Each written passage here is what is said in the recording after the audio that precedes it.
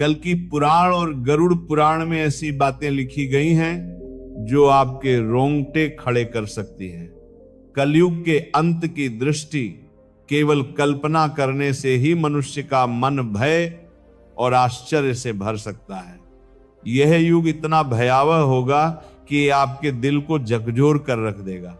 लेकिन ये कोई काल्पनिक कहानी नहीं बल्कि हकीकत है।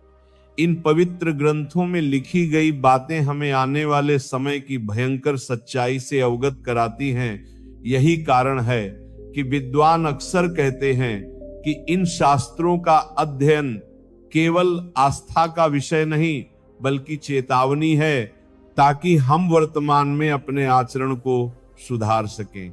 आज हम इन्हीं के बारे में विस्तार से जानेंगे और आपको बताएंगे। हमारा निवेदन है कि इस जानकारी को अंत तक देखें और हमारे साथ बने रहें। कलयुग के अंत की कहानी को जानने से पहले आइए कुछ उन पहलुओं को समझते हैं जो सृष्टि के चक्र को समझने में महत्वपूर्ण है। इन 4 युगों सतयुग, त्रेता युग, द्वापर युग और कलयुग के बीच का अंतर ही हमें यह समझने में मदद करता है कि क्यों समय के साथ धर्म और सत्य की शक्ति कम होती जाती है और पाप व धर्म का प्रभाव बढ़ता जाता है। सबसे पहले हम उस कहानी को जानेंगे जो इन ग्रंथों में वर्णित है। इसके बाद हम आपको वे सभी मनोरंजक और भयावह दृश्य बताएंगे जो कलयुग के अंत में घटित होंगे। इन कथाओं में न केवल भविष्य का चित्रण है बल्कि यह संदेश भी है कि इंसान को कैसे अपने विचारों और कर्मों पर नियंत्रण रखना चाहिए। तो हमारे साथ बने रहें, क्योंकि ये यात्रा न केवल ज्ञानवर्धक होगी बल्कि आपको गहराई से सोचने पर भी मजबूर करेगी। हिंदू शास्त्रों में कलयुग की आयु 4,32,000 वर्ष मानी गई है। ये विवरण गरुड़ पुराण, ब्रह्मांड पुराण, वायु पुराण, मत्स्य पुराण में मिलता है। कलयुग की शुरुआत महाभारत युद्ध के बाद द्वापर युग के अंत में मानी जाती है। वर्तमान में लगभग 5,000 वर्ष बीत चुके हैं और अभी भी लगभग 4,27,000 वर्ष शेष हैं। इन ग्रंथों में कलयुग के लक्षण, मानव व्यवहार और इसके अंत के संकेतों का वर्णन किया गया है जो हमें इस युग की चुनौतियों के प्रति सचेत करते हैं। चलिए बिना किसी देरी के सुनते हैं कलयुग के अंत की पवित्र कथा। महाभारत के युद्ध की समाप्ति के पश्चात जब धर्मराज युधिष्ठिर हस्तिनापुर के सिंहासन पर आसीन हुए, उनके मन में सृष्टि के भविष्य को लेकर अनेक प्रश्न और चिंताएं उत्पन्न हुई। द्वापर युग अब समाप्ति की ओर था और कलयुग के आगमन के संकेत स्पष्ट रूप से दिखाई देने लगे थे। युधिष्ठिर को यह भय सता रहा था कि आने वाले युग में मानव जीवन का स्वरूप क्या होगा, धर्म की स्थिति क्या रहेगी और सत्य का क्या हश्र होगा। उनके मन में यह भी प्रश्न उठ रहा था कि क्या आने वाले लोग धर्म और अधर्म में भेद कर पाएंगे या केवल मोह और लोभ में फंस जाएंगे। इस चिंता का समाधान पाने के लिए उन्होंने अपने चारों भाइयों भीम, अर्जुन, नकुल और सहदेव के साथ भगवान श्री कृष्ण से परामर्श करने का निश्चय किया। युधिष्ठिर ने अपने भाइयों को बुलाया। अर्जुन, जो हमेशा युद्ध के लिए तत्पर रहते थे, निश्चिंत स्वर में पूछा, हे बड़े भ्राता, आप इतने व्याकुल क्यों हैं? क्या किसी शत्रु ने हस्तिनापुर पर आक्रमण करने का दुस्साहस किया है? यदि ऐसा है तो आप आज्ञा दीजिए, मैं अभी जाकर उसका नाश कर दूंगा। युधिष्ठिर ने गहरी सांस लेते हुए कहा, हे अर्जुन, मैं तुम्हारे पराक्रम से भली भांति परिचित हूं। इस पृथ्वी पर कोई भी शत्रु इतना साहसी नहीं कि हस्तिनापुर पर आक्रमण का विचार भी कर सके। मेरी चिंता किसी बाहरी शत्रु से नहीं बल्कि कलयुग के आगमन से है। मुझे यह भय सता रहा है कि आने वाले समय में मानव समाज किस दिशा में जाएगा, धर्म और सत्य की क्या स्थिति होगी। भीम, जो अपने बड़े भाई की हर चिंता में सहभागी होते थे, बोले, हे भैया, आपकी चिंता हमारे मन में भी भय और अनिश्चितता उत्पन्न कर रही है। कृपया हमें बताइए कि कौन सा संकट हमारे सामने है। युधिष्ठिर ने गंभीर स्वर में उत्तर दिया, हे भीम, तुम ठीक कहते हो, एक भयंकर संकट आने वाला है। मैं कलयुग के प्रभावों के बारे में सोचकर चिंतित हूं। इसलिए मैंने निश्चय किया है कि हमें द्वारिकाधीश श्री कृष्ण के पास जाना चाहिए। केवल वही हमें इस चिंता से मुक्ति दिला सकते हैं। सभी पांडवों ने युधिष्ठिर की बात से सहमति जताई। अर्जुन ने कहा, आप सत्य कह रहे हैं भैया, श्री कृष्ण ही इस समय सबसे ज्ञानी और भविष्य दृष्टा हैं। हमें उनके पास जाना चाहिए। भीम ने भी उत्साहपूर्वक कहा, हे धर्मराज, मैं आपके साथ हूं। नकुल और सहदेव ने भी तुरंत हामी भरते हुए कहा कि यह निर्णय ही सबसे उचित है। इस प्रकार सभी पांडव द्वारिका की ओर प्रस्थान करने लगे। द्वारिका की पवित्र नगरी में पहुंचकर पांडवों का भगवान श्री कृष्ण ने हार्दिक स्वागत किया। युधिष्ठिर ने उनके चरणों में प्रणाम करते हुए कहा, हे केशव, आपको बारंबार नमस्कार। आप तो अंतर्ज्ञानी हैं। द्वापर युग अब समाप्त होने वाला है और कलयुग के संकेत स्पष्ट दिखाई देने लगे हैं। मैं ये जानना चाहता हूं कि कलयुग में मानव का स्वभाव और आचरण कैसा होगा, वह किन कर्मों में लिप्त होगा और मोक्ष प्राप्ति के लिए उसे क्या करना होगा। श्री कृष्ण ने मुस्कुराते हुए कहा, हे धर्मराज, आपकी जिज्ञासा अत्यंत उचित है। कलयुग के प्रभावों को समझना न केवल आपके लिए बल्कि समस्त मानव जाति के लिए महत्वपूर्ण है, किंतु इसका उत्तर मैं सीधे शब्दों में नहीं दे सकता, क्योंकि इसे अनुभव के माध्यम से समझना अधिक आवश्यक है। युधिष्ठिर ने उत्सुकता से पूछा, हे माधव, आप जिस प्रकार की परीक्षा की बात कर रहे हैं उसके लिए हमें क्या करना होगा। श्री कृष्ण ने कहा, हे महाराज, आपको और आपके चारों भाइयों को अलग अलग दिशाओं में स्थित घने और रहस्यमय वनों में जाना होगा। उन वनों में अनेक विचित्र और अद्भुत दृश्य आपको दिखाई देंगे। वे दृश्य प्रतीक होंगे उन स्थितियों के जो कलयुग में प्रकट होंगे।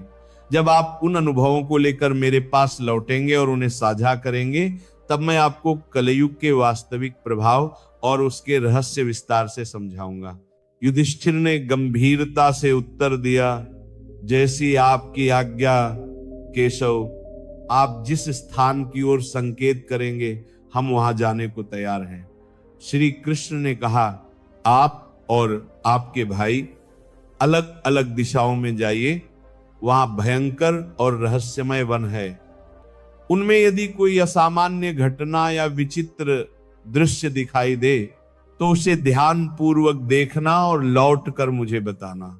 तभी आप कलयुग के रहस्य को भली भांति समझ पाएंगे। श्री कृष्ण की आज्ञा का पालन करते हुए पांडव अपने रथों को वहीं छोड़कर पैदल ही वन की ओर चल पड़े। वातावरण बाहर से शांत प्रतीत हो रहा था, किंतु भीतर एक रहस्यमय कंपन था, जैसे हर पेड़ और हर हवा कुछ कहना चाह रही हो।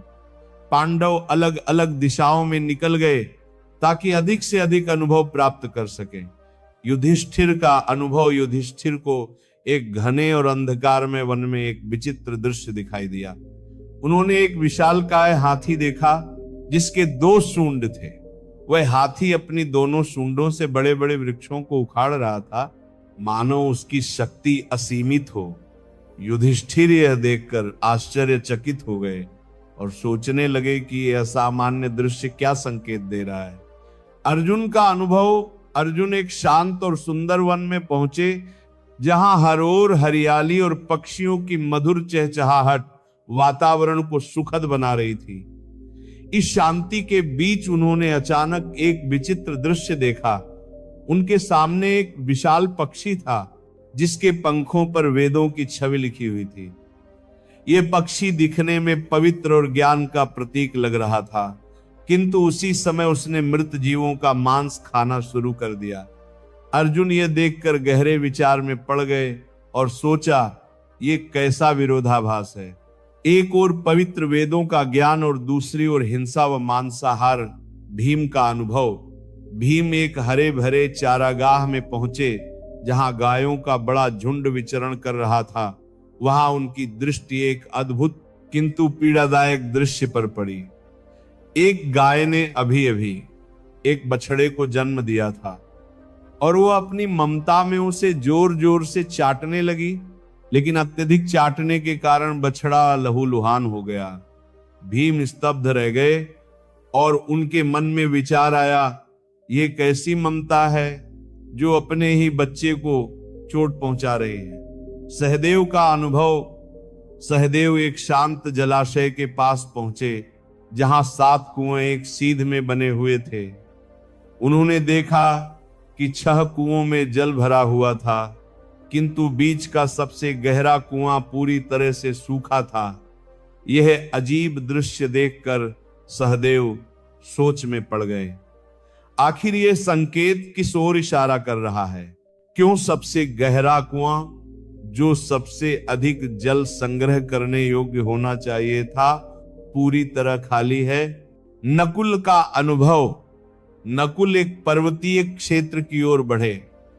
ऊंचे ऊंचे पर्वतों पर घने और हरे भरे वृक्षों का सुंदर दृश्य देखकर उनका मन प्रसन्न हुआ, लेकिन अचानक उन्होंने देखा कि एक विशाल शिला पहाड़ से लुढ़क रही है। वह अपने रास्ते में आने वाले बड़े बड़े वृक्षों को बेरहमी से उखाड़ रही थी, किंतु जैसे ही वह शिला एक छोटे से नन्हे पौधे के पास पहुंची, अचानक वहीं रुक गई। नकुल ये देखकर विस्मित रह गए और सोचने लगे कि ये छोटा सा पौधा इतनी विशाल शिला को कैसे रोक पाया। शाम होते ही पांडव अपने अपने अनुभव लेकर वन से लौटे और श्री कृष्ण के पास पहुंचे। उन्होंने एक एक करके अपने देखे हुए दृश्यों को साझा किया। युधिष्ठिर ने कहा, हे प्रभु, मैंने 1-2 सूंडों वाला हाथी देखा। श्री कृष्ण मुस्कुराए और बोले, हे धर्मराज, यह दृश्य दर्शाता है कि कलयुग में शासक दोहरी चाल चलेंगे। वे ऊपर से धर्म और न्याय का दिखावा करेंगे, लेकिन भीतर से प्रजा का शोषण करेंगे। दोनों ओर से वे केवल अपने स्वार्थ साधेंगे। अर्जुन का अनुभव। अर्जुन ने कहा, प्रभु, मैंने एक पक्षी देखा जिसके पंखों पर वेदों की छवि लिखी थी, किंतु वो मांस खा रहा था। श्री कृष्ण ने उत्तर दिया, हे अर्जुन, कलयुग में विद्वान और पंडित कहलाने वाले लोग ज्ञान तो रखेंगे, किंतु उनके हृदय पवित्र नहीं होंगे। वे वेदों और धर्म का प्रयोग केवल धन और प्रतिष्ठा पाने के लिए करेंगे। उनका आचरण ज्ञान के विपरीत होगा। भीम का अनुभव। भीम ने कहा, प्रभु, मैंने देखा कि एक गाय ने अपने बछड़े को इतना छांटा कि वे घायल हो गया। श्री कृष्ण ने कहा, हे भीम, कलयुग में माता पिता का अति स्नेह बच्चों के लिए बंधन बन जाएगा। वे प्रेम तो देंगे, लेकिन वो प्रेम बच्चों को आत्मनिर्भर बनने से रोक देगा। ममता का मोह भी पीड़ा का कारण होगा। सहदेव का अनुभव। सहदेव ने कहा, प्रभु, मैंने 7 कुओं में से देखा कि बीच का सबसे गहरा कुआं पूरी तरह सूखा था, जबकि बाकी 6 कुओं में पानी भरा हुआ था। श्री कृष्ण ने कहा, हे सहदेव, कलयुग में लोग बाहरी रूप से तो समृद्ध और धनवान दिखाई देंगे, किंतु उनके भीतर करुणा और सहयोग की भावना नहीं होगी। पड़ोस में कोई भूखा प्यासा मर भी रहा होगा, तब भी लोग आंख मूंदकर अपने स्वार्थ में डूबे रहेंगे। यह स्वार्थपरता ही कलयुग की सबसे बड़ी पहचान होगी। नकुल का अनुभव। नकुल ने कहा, प्रभु, मैंने एक विशाल शिला को पहाड़ से लुढ़कते देखा, जो अपने मार्ग में आने वाले बड़े बड़े वृक्षों को उखाड़ रही थी, किंतु एक छोटा सा पौधा उसके सामने आकर उसे रोक देता है। श्री कृष्ण ने उत्तर दिया, हे नकुल, ये दृश्य दर्शाता है कि कलयुग में धन, शक्ति और सत्ता किसी को भी विनाश से नहीं बचा पाएंगे, लेकिन यदि कोई व्यक्ति सच्चे मन से भगवान का नाम ले और भक्ति में स्थिर रहे, तो वह नन्हे पौधे की तरह हर संकट को रोक सकता है। यही भक्ति इस युग में मनुष्य का सबसे बड़ा सहारा होगी। यह प्रसंग यही समाप्त होता है। लेकिन गरुड़ पुराण में एक प्रसंग आता है जब गरुड़ जी ने भगवान विष्णु से प्रश्न किया, हे प्रभु, 4 युगों सतयुग, त्रेता युग, द्वापर युग और कलयुग में कलयुग को सबसे भयावह क्यों माना जाता है? इसके अंत के क्या संकेत होंगे और यह युग किस प्रकार समाप्त होगा? भगवान विष्णु ने उत्तर दिया, हे गरुड़, कलयुग में अधर्म, स्वार्थ और पाप का बोलबाला होगा। इसके अंत समय में कुछ विशेष संकेत प्रकट होंगे जो सृष्टि के विनाश की ओर संकेत करेंगे।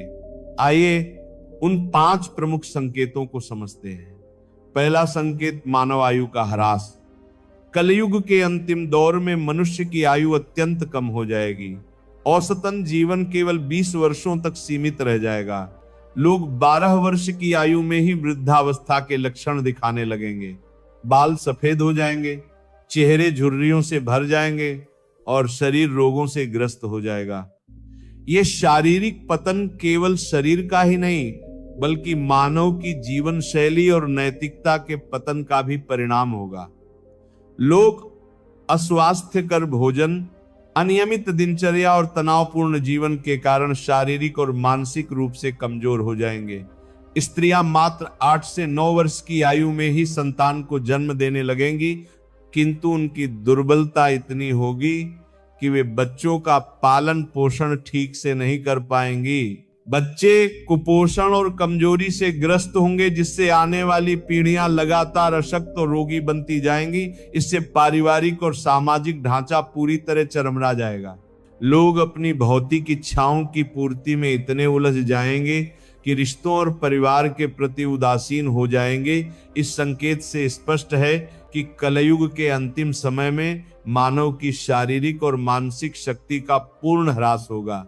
समाज में अव्यवस्था, अशांति और अराजकता बढ़ेगी। आपसी प्रेम और विश्वास टूट जाएगा और केवल स्वार्थ ही जीवन का आधार बनेगा। यह स्थिति हमें चेतावनी देती है कि यदि संतुलित जीवन शैली और नैतिकता का पालन न किया गया तो आने वाली पीढ़ियां अंधकार में डूब जाएंगी। दूसरा संकेत, पतिव्रता स्त्रियों का लोभ। कलयुग के अंत में नैतिकता और धर्म का इतना अधिक पतन होगा कि पतिव्रता स्त्रियां लगभग लुप्त हो जाएंगी। एक स्त्री कई पुरुषों के साथ संबंध स्थापित करेगी, जो समाज में नैतिक पतन और पारिवारिक विघटन का सबसे बड़ा संकेत होगा। उस समय विवाह और रिश्तों की पवित्रता समाप्त हो जाएगी। लोग धार्मिक कार्यों जैसे पूजा पाठ, श्राद्ध, अंतिम संस्कार और विवाह जैसे संस्कारों से पूरी तरह विमुख हो जाएंगे। जल की कमी के कारण लोग स्नान करना बंद कर देंगे, जिससे न केवल शारीरिक स्वच्छता बल्कि आध्यात्मिक पवित्रता भी नष्ट हो जाएगी। भोजन की आदतों में भारी परिवर्तन होगा। मांसाहार का बोलबाला होगा और सात्विक आहार जैसे फल, सब्जियां और अनाज दुर्लभ हो जाएंगे। लोग अपने पहनावे में भी भौतिकता को प्राथमिकता देंगे। वे चमकीले, तंग और भड़कीले वस्त्र पहनेंगे, जो उनकी आंतरिक साधना और आध्यात्मिकता से दूरी को स्पष्ट रूप से दर्शाएंगे। समाज का वातावरण स्वार्थ, लालच, धोखा और कपट से भर जाएगा। रिश्तों में विश्वास की कमी होगी और लोग केवल अपनी सुख सुविधाओं और भौतिक इच्छाओं के लिए जिएंगे। धर्म और कर्तव्यों से विमुख होकर वे केवल सांसारिक सुखों की तलाश करेंगे। यह स्थिति सामाजिक अविश्वास, अशांति और अनैतिकता को और बढ़ावा देगी। इसीलिए गरुड़ पुराण यह शिक्षा देता है कि केवल धर्म और नैतिकता ही समाज को स्थिर और सौहार्दपूर्ण बना सकते हैं। तीसरा संकेत, वृक्षों का फलहीन होना। कलयुग के अंत समय में प्रकृति पर भीषण संकट छा जाएगा। वृक्ष फल और फूल देना बंद कर देंगे और केवल शमी वृक्ष ही जीवित रहेंगे। लोग शाकाहार को लगभग पूरी तरह त्याग देंगे और मांसाहार पर निर्भर हो जाएंगे। भोजन तामसिक और रोगकारी होगा, जिससे लोग अल्पायु में ही गंभीर बीमारियों का शिकार हो जाएंगे। गायों की पूजा का महत्व समाप्त हो जाएगा। लोग उन्हें केवल दूध और मांस के लिए पालेंगे। यह संकेत प्रकृति के प्रति मानव की लापरवाही और अंधाधुंध दोहन का परिणाम है। वनों की अंधाधुंध कटाई, प्रदूषण और प्राकृतिक संसाधनों के दुरुपयोग से पर्यावरण का संतुलन पूरी तरह बिगड़ जाएगा। वृक्षों का फलहीन होना और जलवायु असंतुलन समाज में भोजन की भारी कमी पैदा करेगा। लोग भूख और कुपोषण से ग्रस्त होंगे और आने वाली पीढ़ियां लगातार दुर्बल होती चली जाएंगी। ये स्थिति हमें चेतावनी देती है कि प्रकृति का संरक्षण और उसके प्रति सम्मान ही मानव अस्तित्व को बचा सकता है। चौथा संकेत अल्पवृष्टि। कलयुग के अंतिम चरण में वर्षा अत्यंत कम हो जाएगी। खेतों में अन्न का उत्पादन लगभग बंद हो जाएगा। जो थोड़ा बहुत अन्न उगेगा वह बेमज्जा, रसहीन और पोषक तत्वों से रहित होगा। फलों में मिठास और रस का अभाव हो जाएगा। लोग भोजन और पानी के लिए तड़पेंगे। उस समय केवल बकरियों का दूध ही एकमात्र सहारा होगा, जो प्राकृतिक संसाधनों की भयावह कमी को स्पष्ट रूप से दर्शाएगा। यह स्थिति सामाजिक और आर्थिक संकट को और गहरा कर देगी। लोग जीवन की मूलभूत आवश्यकताओं जैसे भोजन और जल के लिए संघर्ष करेंगे। खेती और कृषि कार्य पूरी तरह ठप हो जाएंगे। इससे समाज में भूखमरी, अशांति और हिंसा बढ़ेगी। यह संकेत बताता है कि पर्यावरणीय विनाश और मानव की लापरवाही ही आने वाले संकटों की जड़ है। गरुड़ पुराण इस प्रसंग के माध्यम से हमें याद दिलाता है कि प्रकृति का संरक्षण, संतुलित जीवन और धर्म पालन ही मानवता को बचा सकते हैं। इसके बाद भगवान विष्णु और गरुड़ जी का यह प्रसंग समाप्त होता है। आइए अब जानते हैं कि किस तरह से कलयुग का अंत होगा। कलयुग के अंत का सबसे भयावह संकेत होगा 7 सूर्यों का उदय। भगवान विष्णु स्वयं सूर्य की अग्निमय किरणों में विराजमान होकर समस्त पृथ्वी का जल सोख लेंगे। 7 सूर्यों की तीव्र तपिश से नदियां, समुद्र, तालाब, झीलें सब सूख जाएंगे। पृथ्वी का हर जीव, हर वृक्ष और हर पर्वत उस असहनीय गर्मी से झुलसकर राख हो जाएगा। धरती की सतह पर केवल धधकती हुई राख और राख से उठता धुआं रह जाएगा। यह दृश्य संपूर्ण सृष्टि के अंत का उद्घोष होगा। इसके बाद भगवान विष्णु रुद्र रूप धारण करेंगे और ऐसे प्रचंड मेघ उत्पन्न करेंगे जो 100 वर्षों तक लगातार बरसेंगे। ये वर्षा साधारण वर्षा नहीं होगी। उसकी बूंदें वज्र के समान कठोर और प्रलयकारी होंगी। निरंतर बरसते जल से पृथ्वी जलमग्न हो जाएगी। पर्वत समुद्र में डूब जाएंगे और शेष जीवन लहरों में विलीन हो जाएगा।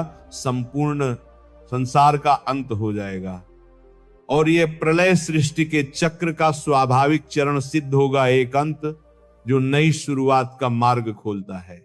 जब अधर्म, पाप और स्वार्थ अपनी चरम सीमा पर पहुंच जाएंगे तब यह संहार अनिवार्य होगा। किंतु यह विनाश केवल नाश का प्रतीक नहीं बल्कि शुद्धिकरण की प्रक्रिया है। भगवान विष्णु ने गरुड़ जी से कहा, यह अंत एक नई सुबह की भूमिका है। जब वर्तमान सृष्टि नष्ट हो जाएगी तब परमात्मा अपनी इच्छा से एक नई, शुद्ध और पवित्र सृष्टि का निर्माण करेंगे। उस नई सृष्टि में धर्म, सत्य और आध्यात्मिकता का पुनरुत्थान होगा। केवल वे प्राणी वहां स्थान पाएंगे जिन्होंने धर्म और सत्य का पालन किया होगा। यह संदेश हमें यह शिक्षा देता है कि चाहे परिस्थिति कितनी ही विकट क्यों ना हो, धर्म और सच्चाई का मार्ग कभी नहीं छोड़ना चाहिए, क्योंकि यही मार्ग हमें प्रलय के अंधकार के बाद आने वाली नई सृष्टि में स्थान दिलाता है और हमारे जीवन को सार्थक बनाता है।